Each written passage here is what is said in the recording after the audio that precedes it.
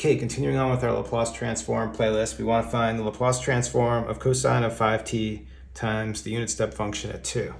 And before I get started, if you want to know more about the Laplace transform, you can go through this whole playlist. We start with an introduction and some other examples. So I'll provide a link in the description to the playlist, and also there'll be a link at the end of this video.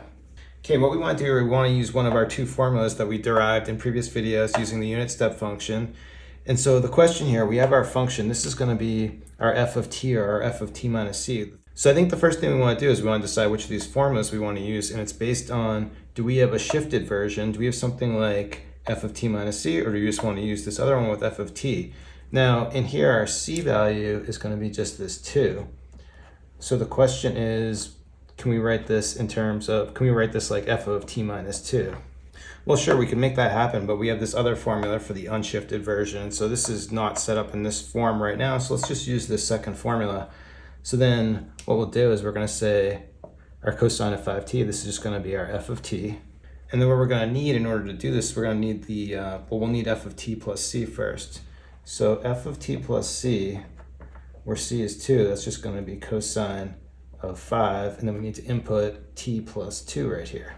But then I'll just distribute in the 5, and we'll rewrite this. This is going to be cosine of 5t plus 10.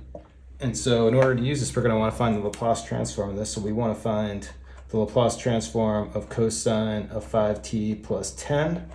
But now the thing about having the cosine function in this form, we can't use the standard Laplace transform of cosine of at, but we have another formula that's going to help us with this. Okay, so what we can do for this is use this formula we have here down towards the bottom. And you notice it's pretty similar to like the regular cosine at with the s squared plus a squared. The denominator is the same, but the numerator looks a little different.